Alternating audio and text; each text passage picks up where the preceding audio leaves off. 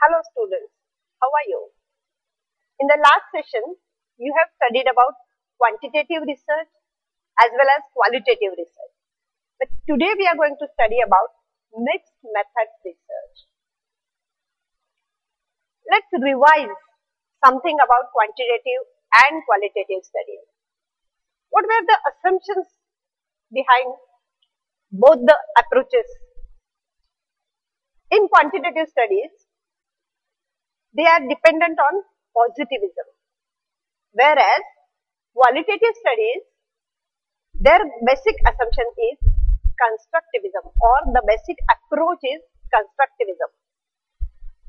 If we study from ontology point of view, quantitative studies believe that there is only one truth, and that's why that one truth can be studied and we can hypothesize about that. But in qualitative studies, we strongly believe that there are multiple realities because everybody interprets according to his or her own way. And that's why that is the basic difference. Quantitative studies again strongly believe about objectivity. That yes, investigator or inquirer, he is different from what he observes, and that's why he can become absolutely objective in his or her observation. But whereas qualitative studies believe that there is scope for subjectivity because everybody is interpreting from his own previous knowledge. The researcher has some biases, the researcher has his background, his opinions, and that's why there will be subjectivity in interpretation. Then quantitative researchers, as you know, we administer tests, then we measure the responses in the form of scores. That means there is numerical data used. Whereas in qualitative studies, we take interviews or we take responses, oral responses, or we observe, the researcher observes, and that's why mostly textual data is obtained. So that is again the difference regarding type of data used. Then what type of tools used? As we already studied that in quantitative studies, mostly closed-end and standardized tools are used. There are achievement tests, there are attitude skills, there are interest inventories, and on all these tools, we get certain scores. So the tools are mostly standardized. But in qualitative studies, when the interviewer asks questions, he doesn't have standardized questions because whatever is the response of the person, accordingly, he will ask next question.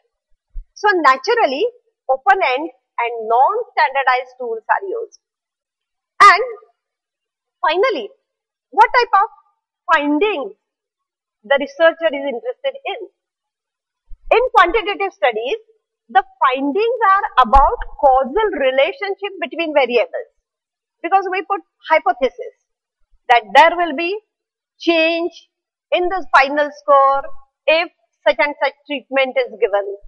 That means the treatment and the effect of it on the achievement. There is causal relationship between the two, and the researcher is interested to find out that causal relationship. Whereas in qualitative studies, the researcher doesn't generate hypothesis. He wants to explore something. He wants to understand the problem properly. And that's why understanding phenomena, that is the main aim of that particular study. So I think quickly we have revised both the type of studies, but now let's see something about mixed methods research.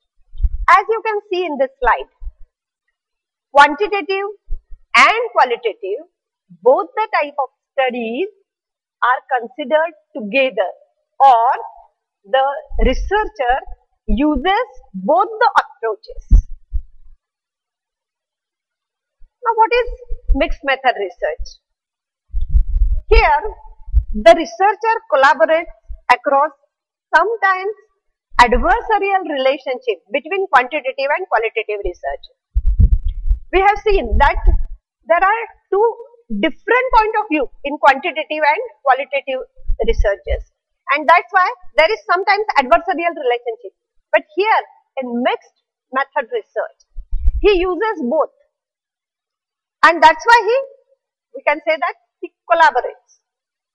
Now, mixed method research provides strength that offset the weaknesses of both quantitative and qualitative research. Because quantitative research, yes, the researcher tries to generalize something on the basis of sample under consideration. But he considers that he is completely objective, whereas sometimes this is not true. Then he doesn't believe in multiple realities. So all these are weaknesses, and in actual world we see that even if we see a particular thing, everybody has different opinion about it. Everybody interprets any event differently, and that's why all these weaknesses of quantitative studies, they are overcome if we also use qualitative research. But in qualitative studies, the person interprets, tries to understand certain things, but he stick up to very small sample, purposive sample.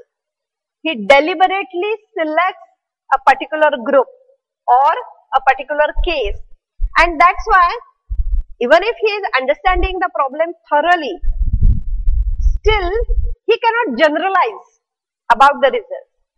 And what is the main purpose of all the researches? We need to predict something. We need to generalize something so that the same solutions or same information we can use for different purpose. And that's why that is again weakness of qualitative research. But if we use mixed method research, research provides strength that offset the weaknesses of both quantitative as well as qualitative research. Now, we are all the time using mixed method research, but different experts have used different names for it. So, I thought it proper to introduce all those terms so that if you refer to different books or different sites, you will understand that, okay, these are also terms used for mixed method research. What are the different terms used? Campbell has used multi-trait or multi-method research.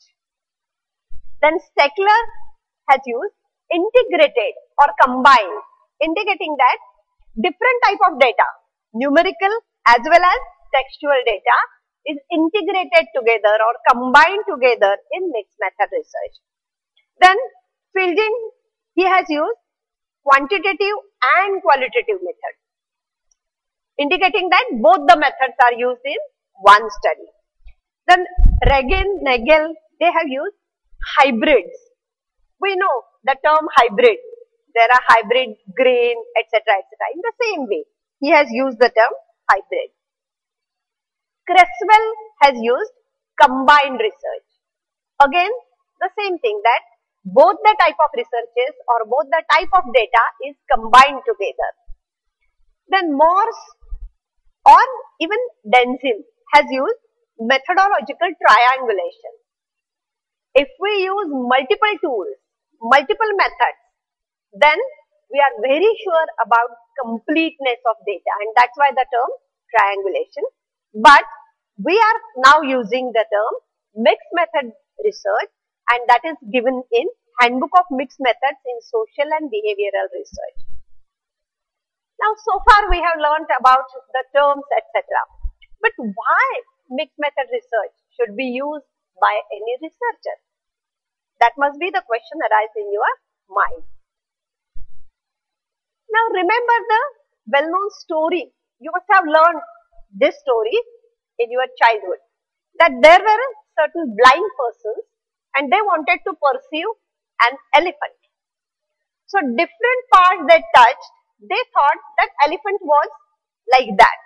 So somebody touched the leg and he thought that elephant must be like pillar. Then somebody thought it must be like wall. Another person thought it must be like rope. So every person was correct, but no person got the complete picture of elephant, isn't it? So the most accurate description of elephant comes from a combination of different individual descriptions. So if perceptions of all these blind men that is combined together, then we go somewhere near the reality of elephant. The same logic is applied here when we say mixed method research. So what is the desirability of this method, or why, or what are the advantages of this mixed method research?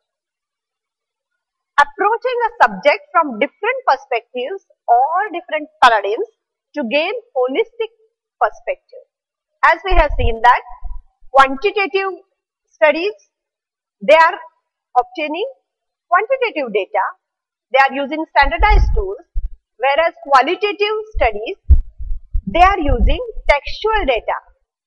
So if both the perspectives are combined together, or subjective and objective information, interpretation, if it is combined, then there is probability of getting holistic perspective. Again, to get clearer picture of the social world and make more adequate explanations.